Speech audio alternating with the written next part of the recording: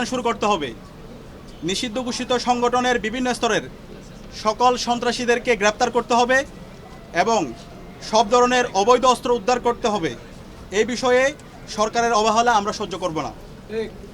3 নম্বর দাবি, ভারতীয় আধিপত্যবাদের বিরুদ্ধে প্রথম ও অপরিহার্য পদক্ষেপ হিসেবে খুনি হাসিনাকে দেশে ফিরিয়ে এনে তার বিরুদ্ধে মানবতা বিরোধী অপরাধে প্রদত্ত রায় কার্যকর করতে হবে। গণহত্যাকারী সন্ত্রাসীদের আশ্রয় দেওয়ার প্রতিবাদে ভারতের সঙ্গে কূটনৈতিক সম্পর্ক পুনর্বিবেচনা করতে হবে। অভিযুক্তদের ফেরত না দেওয়ার পূর্ব পর্যন্ত কূটনৈতিক সম্পর্ক স্বাভাবিক করা যাবে না।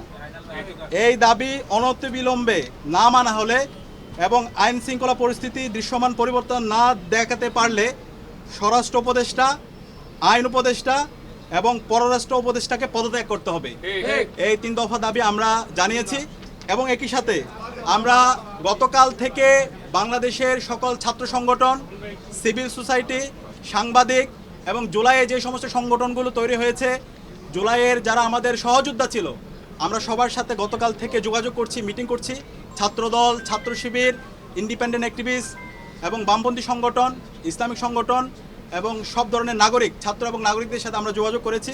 আমরা সারা দেশে সবাইকে ঐক্যবদ্ধ হওয়ার জন্য আমাদের ফেসিবাদের বিরুদ্ধে, আমাদের কমন এনিমি ভারতের যে যারা বাংলাদেশে দাসত্ব কায়েম করতে চায় এবং একই সাথে এই পতিত ফেসিস্টদের বিরুদ্ধে আমাদের ঐক্যবদ্ধ হওয়ার জন্য আমরা সবার সাথে কথা বলেছি এবং সকল ফেসিবাদ বিরোধী যারা আন্দোলন সংগ্রাম করেছে সবাই একমত হয়েছে এবং খুব দ্রুতই সকল ফেসিবাদ বিরোধী আমরা যারা জুলাই একসাথে নেমেছিলাম আমাদের সম্মিলিত কর্মসূচি আপনারা দেখতে পাবেন। এবং একই সাথে আমরা সারা দেশের মুক্তিকামী ছাত্র জনতাকে আহ্বান করছি, আমাদের প্রত্যেকটা পাড়ায় পাড়ায়, প্রত্যেকটা ওয়ার্ডে ওয়ার্ডে আমরা যেন দেশের আমাদের নাগরিকদের নিরাপত্তা নিশ্চিত করার জন্য আইন শৃঙ্খলা রক্ষায় আমরা যেন গণকমিটি গঠন করি, যে গণকমিটির মাধ্যমে যারা ফেসিবাদের দূষর আছে, খুনি হাসিনা এবং তার দূষর, নিষিদ্ধ ছাত্রলীগ, যুবলীগ, সন্ত্রাসীদেরকে আইডেন্টিফাই করে তাদেরকে যেন থানায় দেওয়া হয় এবং তাদের বিরুদ্ধে যেন ব্যবস্থা নেওয়া হয়। এবং সেই জায়গায় স্বরাষ্ট্র মন্ত্রণালয় নিশ্চিত করেছেন আমাদের যে গণকমিটি গঠিত হবে তাদেরকে সার্বিকভাবে আইন শৃঙ্খলা রক্ষাকারী বাহিনী তাদেরকে সহযোগিতা করবে। এবং যেই দিল্লি আজকে খুনি হাসিনা এবং তার দূষরদেরকে, সন্ত্রাসীদেরকে আশ্রয় দিচ্ছে এবং দিল্লি থেকে আমাদের বাংলাদেশকে বিভিন্নভাবে উত্তপ্ত করার চেষ্টা করা হচ্ছে, সেই দিল্লির সাথে আমাদের যে পররাষ্ট্র মন্ত্রণালয় আছে, পররাষ্ট্র মন্ত্রণালয়ের কূটনৈতিকভাবে তাদের বিরুদ্ধে আমাদের যে সম্পর্ক সেটাকে পুনর্বিবেচনা করতে হবে। এবং আজকে আমাদের আরেকটি বিষয় আমরা নিন্দা জানাচ্ছি, প্রধান নির্বাচন কমিশনার সে আজকে একটা মন্তব্য করেছে, যে মন্তব্যে সে বলেছে উসমান হাদির উপর যেই হামলা হয়েছে সেটা একটা বিচ্ছিন্ন ঘটনা।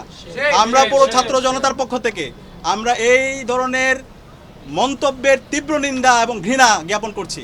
আমরা দ্রুত অনুরোধ করব প্রধান নির্বাচন কমিশনারকে, আপনি দ্রুত আপনার এই বক্তব্য প্রত্যাহার করেন এবং সেটার জন্য জাতির কাছে ক্ষমা চেয়ে আপনার জায়গা থেকে আপনি দায়িত্বশীল আচরণ করেন।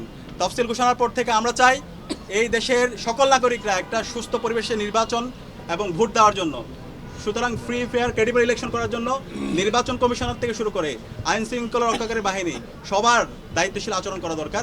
একই সাথে রাজনৈতিক দলগুলো দায়িত্বশীল আচরণ করবে। এবং সর্বশেষ আমরা দেখতে পাচ্ছি সারা দেশের যে আদালতগুলো আছে, আইনজীবীরা আছে, বড় অঙ্কের টাকার বিনিময়ে এই পতিত ফেসিস্টদের মামলাগুলো প্রত্যাহার করার জন্য, তাদের জামিনের জন্য তারা কাজ করছে।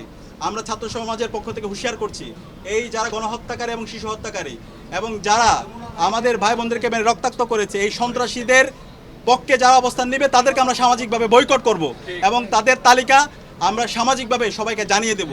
এই জায়গায় এই অপরাধীদের বিচারের প্রশ্নে, খুনি হাসিনার বিচারের প্রশ্নে, নিষিদ্ধ ঘোষিত ছাত্রলীগ, যুবলীগ, আওয়ামী লীগের বিচারের প্রশ্নে এবং এই দিল্লির দাসত্বের বিরুদ্ধে আমাদের একটা জাতীয় ঐক্যমত দরকার। আমরা আশা রাখছি বাংলাদেশপন্থী যারা আছে, দীর্ঘ ফেসিবাদ বিরুদ্ধে যারা আন্দোলন করেছে, আমরা সবাই ঐক্যবদ্ধভাবে আমাদের এই ফেসিবাদের পতিত ফেসিস্টদের বিরুদ্ধে এবং খুনি হাসিনার বিচারের প্রশ্নে আমরা ঐক্যবদ্ধভাবে আমরা আমাদের আন্দোলন সংগ্রাম জারি রাখবো। এবং যে 3 দফা দিয়েছি, এই 3 দফা যদি দ্রুত সময়ের মধ্যে আমরা যদি এটা কার্যকর ব্যবস্থা দেখতে না পারি, তাহলে আমরা সারা দেশের মুক্তিকামী ছাত্র জনতাকে সাথে নিয়ে আমরা জুলাইয়ে যেভাবে রাজপথে নেমেছিলাম তার চাইতে আরও শক্তিশালীভাবে আমরা রাজপথে নেমে আমরা গণ আন্দোলন গড়ে তুলব। এবং আমাদের পুরো জুলাই যে আজকে বিপ্লব, সেটাকে আজকে বিভিন্নভাবে ব্যাহত করার চেষ্টা করছে, এটাকে একটা পূর্ণাঙ্গ বিপ্লব দেওয়ার জন্য আমরা আমাদের লড়াই সংগ্রাম জারি রাখবো ইনশাআল্লাহ। আমাদের যে ছোট ভাই কায়েম যে কথা বলছে তার প্রতিটা দাবি যৌক্তিক। আমরা এই দাবিগুলি এর আগেও আমরা কিছু আপনাদের সামনে বলছি যে আমরা ইভেন গতকালকে মিটিংয়ের পরে বলেছি যে এইগুলি আমাদের আরও বেগবান করতে হবে এবং তাদের এই যৌক্তিক দাবিগুলি আমরা অবশ্যই করব। এবং এই আরেকটা জিনিস হলো আমাদের ওসমান হাদি ভাই এখন যে অসুস্থ, আপনারা তার জন্য একটু দোয়া করবেন, ওই যেন যেন আবার সুস্থ হয়ে আমাদের মাঝে ফিরে আসতে পারে।